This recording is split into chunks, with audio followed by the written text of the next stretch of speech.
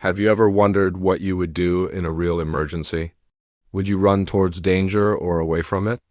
For one teenager, that question became terrifyingly real in the middle of the night. What he did next didn't just save lives, it sparked a wave of kindness that proves heroes are all around us. This is the story of 17-year-old Ethan, a name you're going to want to remember. Like most teenagers, his nights are usually filled with video games or last-minute homework. But one Tuesday night, something was different. Around 2 a.m., Ethan was jolted awake by a strange sound. At first, he thought it might be fireworks or maybe his cat knocking something over. But then he heard it again, louder this time, a distinct, sharp cracking noise. He looked out his bedroom window and saw a sight that would be burned into his memory forever. His neighbor's house, the home of the Miller family, was engulfed in a terrifying orange glow. Flames were shooting out of the windows, and thick, black smoke was pouring into the night sky. Panic set in, but only for a second. Ethan's first thought wasn't about himself. It was about the family inside Mr. Without a second thought, Ethan grabbed his phone, dialed 911, and sprinted out of his house, shouting for his parents to wake up. He didn't even stop to put on shoes. As he ran across the lawn, he could feel the intense heat on his face. He reached the Miller's front door and started pounding on it with all his might, screaming, "Fire! Get out! Wake up!" There was no response. The smoke was getting thicker, and he knew he was running out of time. He tried the doorknob, and by some miracle it was unlocked. Ethan took a deep breath, covered his mouth with his shirt, and pushed the door open. He was met with a wall of smoke so thick he could barely see his own hand in front of his face.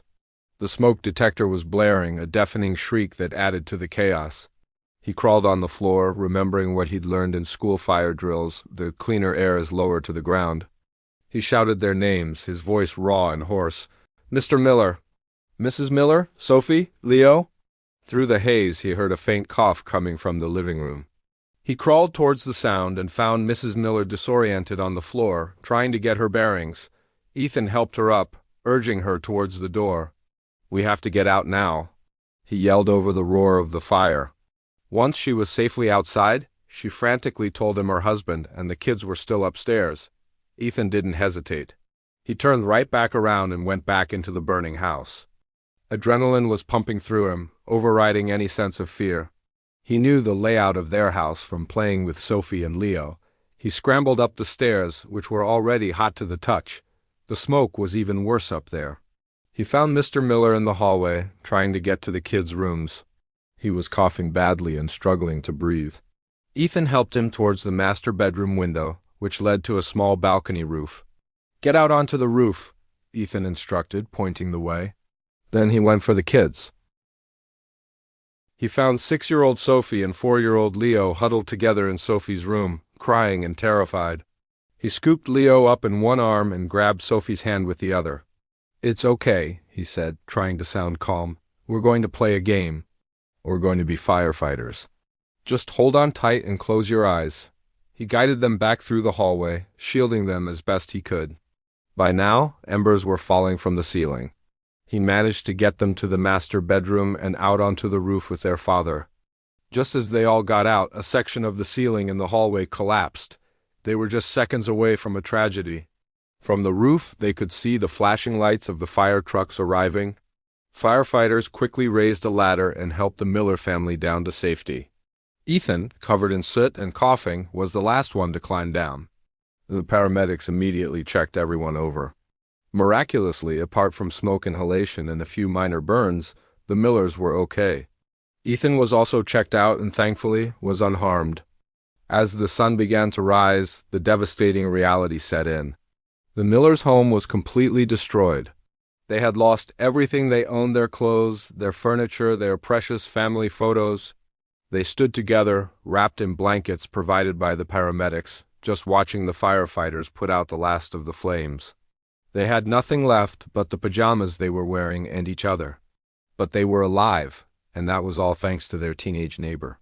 When the fire chief, Captain Davis, spoke to the local news, he didn't hold back his praise.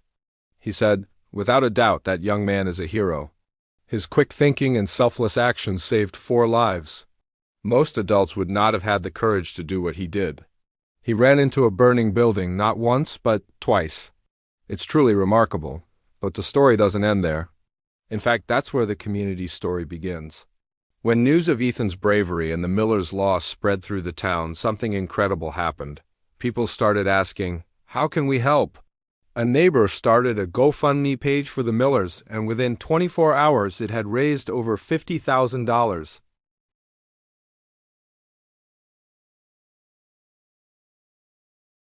The local elementary school, where Sophie was a student, organized a donation drive.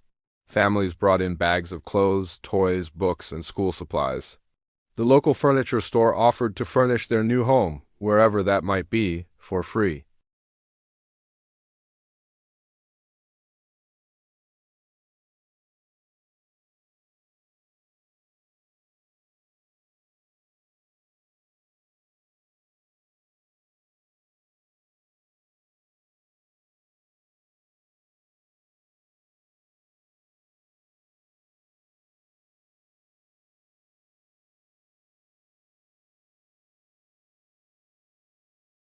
But we all know not just anyone would have done that.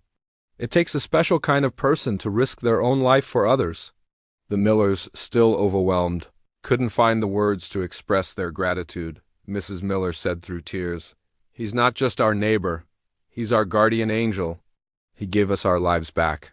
How do you ever thank someone for that?" This story is a powerful reminder of two things. First, that heroes don't always wear capes. Sometimes there are 17-year-old kids who play video games and forget to do their homework.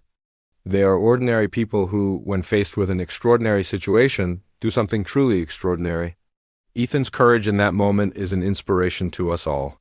And second, it's a beautiful testament to the power of community. When tragedy struck, people didn't just stand by and watch. They stepped up. They opened their hearts and their wallets. They showed up with clothes, food, and overwhelming support. They wrapped their arms around a family that had lost everything and said, "You are not alone. We are here for you."